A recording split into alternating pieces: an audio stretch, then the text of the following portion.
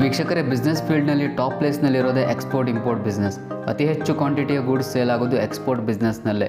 Single piece sale ಆಗುತ್ತೆ ಅಂತಿಲ್ಲ, container ಲೆಕ್ಕದಲ್ಲೇ sale ಆಗುತ್ತೆ ಇಲ್ಲಿ. ಹಾಗಂತ ಕಡಿಮೆ ಆರ್ಡರ್ಸ್ ಬರೋದಿಲ್ಲ ಅಂತಲ್ಲ, ಬಟ್ ತುಂಬ ಕಡಿಮೆ ಸಿಂಗಲ್ ಪೀಸ್ ಆರ್ಡರ್ಸ್ ಬರೋದಿಲ್ಲ. ಆ್ಯಂಡ್ ಅತಿ ಹೆಚ್ಚು ಪ್ರಾಫಿಟ್ ಆಗೋದು ಎಕ್ಸ್ಪೋರ್ಟ್ ಇಂಪೋರ್ಟ್ ಬಿಸ್ನೆಸ್ನಲ್ಲೇ. ಅಪ್ ಟು 100% ಪ್ರಾಫಿಟ್ ರೇಟ್ ಇದೆ ಎಕ್ಸ್ಪೋರ್ಟ್ ಬಿಸ್ನೆಸ್ನಲ್ಲಿ. ಇಂಡಿಯಾದಿಂದ ಎಕ್ಸ್ಪೋರ್ಟ್ ಆಗ್ತಿರೋ ಗೂಡ್ಸ್ನಲ್ಲಿ petroleum, jewellery, automobile, machinery, pharmaceutical ಇವೆಲ್ಲ top most exported products. Export import ಬಿಸ್ನೆಸ್ಸನ್ನು ಕಡಿಮೆ ಬಜೆಟ್ನಲ್ಲೂ ಶುರು ಮಾಡ್ಬೋದು ಆ್ಯಂಡ್ ಜಾಸ್ತಿ ಬಜೆಟ್ನಲ್ಲೂ ಶುರು ಮಾಡ್ಬೋದು. ಕಡಿಮೆ ಬಜೆಟ್ ಅಂದರೆ 1.5 ಲಕ್ಷ ರೂಪಾಯಿಂದನೇ ಎಕ್ಸ್ಪೋರ್ಟ್ ಬಿಸ್ನೆಸ್ ಸ್ಟಾರ್ಟ್ ಮಾಡ್ಬೋದು. ಜಾಸ್ತಿ ಬಜೆಟ್ ಅಂದರೆ 10 ಲಕ್ಷ ರೂಪಾಯಿಂದನೂ ಎಕ್ಸ್ಪೋರ್ಟ್ ಮಾಡ್ಬೋದು. ಇಲ್ಲಿ ಪ್ರಾಫಿಟ್ ರೇಟ್ 5%ಇಂದ ಶುರುವಾಗಿ 100%ವರೆಗೂ ಇರುತ್ತೆ. ಬಟ್ ಡಿಪೆಂಡ್ ಆಗಿರುತ್ತೆ ನೀವು ಯಾವ ಕ್ಯಾಟಗರಿ ಗೂಡ್ಸನ್ನು ಎಕ್ಸ್ಪೋರ್ಟ್ ಮಾಡ್ತಿದ್ದೀರಾ ಅನ್ನೋದರ ಮೇಲೆ. ಆ್ಯಂಡ್ ಎಷ್ಟು ಕ್ವಾಂಟಿಟಿ ಆರ್ಡರ್ ಬಂದಿದೆ, ಎಷ್ಟು ಕಂಟೈನರ್ ಎಕ್ಸ್ಪೋರ್ಟ್ ಆಗ್ತಿದೆ ಅನ್ನೋದು ಮ್ಯಾಟರ್ ಆಗುತ್ತೆ. ಸೊ ಎಕ್ಸ್ಪೋರ್ಟ್ ಇಂಪೋರ್ಟ್ ಬಿಸ್ನೆಸ್ನಲ್ಲಿ ಆ್ಯಾವ್ರೇಜ್ ಪ್ರಾಫಿಟ್ ರೇಟು 5%ಇಂದ 30%ವರೆಗೆ ಆಗುತ್ತೆ.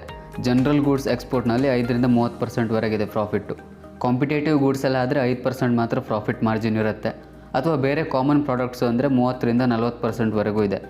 ಈಗ ಒಂದು 10% ಪ್ರಾಫಿಟ್ ಮಾರ್ಜಿನ್ ಇದೆ ಅಂತ ಕನ್ಸಿಡರ್ ಮಾಡಿದ್ರೆ ಅದರಲ್ಲಿ ಎಕ್ಸ್ಪೋರ್ಟರ್ಗೆ ಎಷ್ಟು ಪ್ರಾಫಿಟ್ ಉಳ್ಕೊಳ್ಳುತ್ತೆ ಅಂತ ನೋಡೋದಾದರೆ, ಎಕ್ಸ್ಪೋರ್ಟ್ನಲ್ಲಿ 2 ಟೈಪ್ ಬರುತ್ತೆ, FCL ಎಕ್ಸ್ಪೋರ್ಟ್ ಮತ್ತು LCL ಎಕ್ಸ್ಪೋರ್ಟ್ ಅಂತ.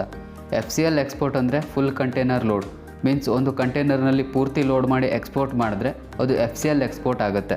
LCL ಅಂದರೆ less than container load, orders ಕಡಿಮೆ ಇದೆ, ಫುಲ್ ಕಂಟೈನರ್ ಆಗಲ್ಲ ಅಂತಂದರೆ LCL ಎಕ್ಸ್ಪೋರ್ಟ್ ಚೂಸ್ ಮಾಡಬೇಕಾಗತ್ತೆ. ಈಗ FCL ಎಕ್ಸ್ಪೋರ್ಟ್ನಲ್ಲಿ ಒಂದು ಕಂಟೈನರ್ ವ್ಯಾಲ್ಯೂ 10 ಲಕ್ಷ ರೂಪಾಯಿ ಇದೆ ಅಂತಂದರೆ, ಮೀನ್ಸ್ 10 ಲಕ್ಷ ರೂಪಾಯಿ ವ್ಯಾಲ್ಯೂ ಇರೋ ಆರ್ಡರ್ಸ್ ಬಂದಿದೆ ಅಂದರೆ ಒಬ್ಬ ಎಕ್ಸ್ಪೋರ್ಟರ್ ತಿಂಗಳಲ್ಲಿ ಮಿನಿಮಮ್ 2 ಕಂಟೈನರ್ ಅಂತೂ ಎಕ್ಸ್ಪೋರ್ಟ್ ಮಾಡ್ತಾರೆ. ಬಟ್ ಎಕ್ಸ್ಪೋರ್ಟ್ ಬಿಸ್ನೆಸ್ ಒಂದ್ಸಲ ಶುರು ಮಾಡಿದ ಮೇಲೆ 2 ಕಂಟೈನರೆಲ್ಲ ಏನೂ ಅಲ್ಲ, ಅದಕ್ಕಿಂತ ಜಾಸ್ತಿನೇ ಎಕ್ಸ್ಪೋರ್ಟ್ ಮಾಡ್ಬೋದು. ಒಂದೇ ತಿಂಗಳಲ್ಲಿ 10ರಿಂದ 20 ಕಂಟೈನರ್ಸ್ ಎಕ್ಸ್ಪೋರ್ಟ್ ಮಾಡೋರು ಕೂಡ ಇದ್ದಾರೆ.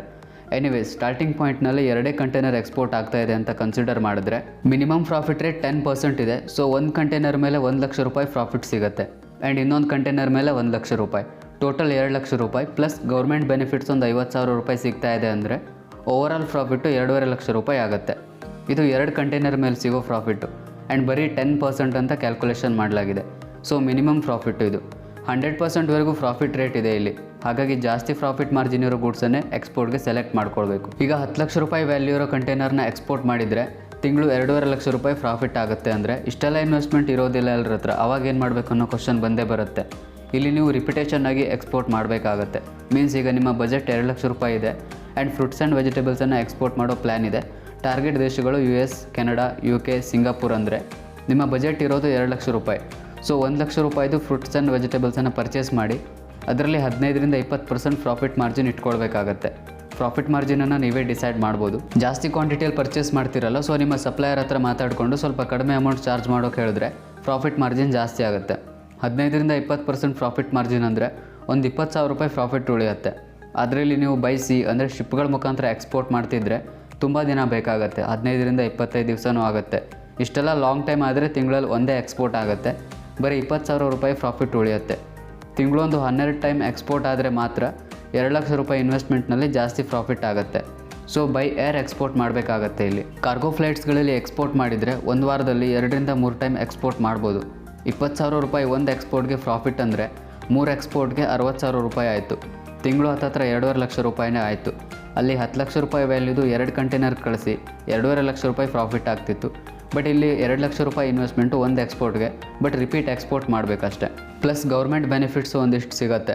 ಗೌರ್ಮೆಂಟ್ ಅಂತೂ ತುಂಬಾ ಸಪೋರ್ಟ್ ಮಾಡುತ್ತೆ ಎಕ್ಸ್ಪೋರ್ಟ್ ಇಂಪೋರ್ಟ್ ಬಿಸ್ನೆಸ್ಗೆ.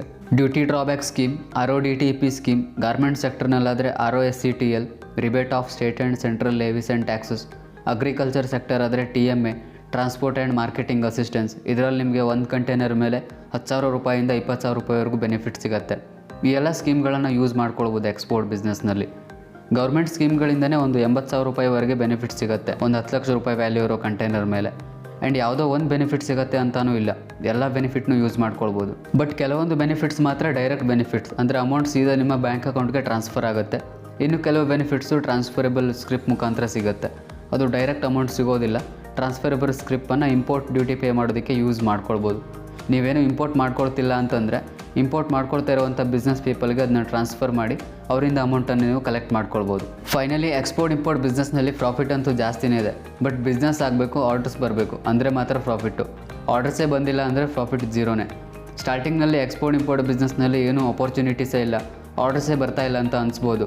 ಫಸ್ಟ್ ಪಾಯಿಂಟ್ನಲ್ಲಿ ತುಂಬ ಚಾಲೆಂಜಸ್ ಬರ್ಬೋದು, ಬಟ್ ನಿಮ್ಮ ಹತ್ರ ರೈಟ್ ನಾಲೆಜ್ ಇದ್ದರೆ ಯಾವುದೇ ಪ್ರಾಬ್ಲಮ್ ಬರೋವಂಥ ಚಾನ್ಸಸ್ ಇರೋದಿಲ್ಲ. ಅದಕ್ಕೆ ಎಕ್ಸ್ಪೋರ್ಟ್ ಇಂಪೋರ್ಟ್ ಬಿಸ್ನೆಸ್ ಬಗ್ಗೆ ಸರಿಯಾಗಿ ಪೂರ್ತಿಯಾಗಿ ತಿಳ್ಕೊಂಡೇ ಈ ಬಿಸ್ನೆಸ್ ಶುರು ಮಾಡಬೇಕು. ಈ ಗೌರ್ಮೆಂಟ್ ಬೆನಿಫಿಟ್ಸ್ ಬಗ್ಗೆ ಎಲ್ಲ ಎಷ್ಟೋ ಎಕ್ಸ್ಪೋರ್ಟರ್ಸ್ಗೆ ಸ್ಟಾರ್ಟಿಂಗ್ನಲ್ಲಿ ಗೊತ್ತೇ ಇರೋದಿಲ್ಲ. ಅವರು ಗೂಡ್ಸ್ ಪರ್ಚೇಸ್ ಮಾಡಿರುವಂಥ ಅಮೌಂಟ್ ಮೇಲೇ ಪ್ರಾಫಿಟ್ನೂ ಸೇರಿಸಿ ಪ್ರೈಸ್ ಫಿಕ್ಸ್ ಮಾಡ್ತಾರೆ. ಆವಾಗ ಆಟೋಮೆಟಿಕ್ ಆಗಿ ಅದು ಬೇರೆ ಎಕ್ಸ್ಪೋರ್ಟರ್ಸ್ಗಿಂತ ಜಾಸ್ತಿ ಪ್ರೈಸ್ ಆಗುತ್ತೆ. ಹೀಗಾದರೆ ಆರ್ಡರ್ಸ್ ಎಲ್ಲಿಂದ ಬರಬೇಕು?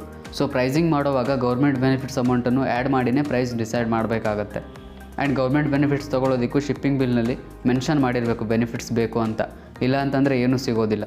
ಸೊ ಇಷ್ಟೆಲ್ಲ ವಿಷಯಗಳಿದೆ ಎಕ್ಸ್ಪೋರ್ಟ್ ಇಂಪೋರ್ಟ್ ಬಿಸ್ನೆಸ್ನಲ್ಲಿ. ನಿಮಗೆ ಬೇಕಾಗಿರುವಂಥ ಎಕ್ಸ್ಪೋರ್ಟ್ ಟಾಪಿಕನ್ನು ಕಮೆಂಟ್ಸಲ್ಲಿ ಹಾಕಿ. Thank you all.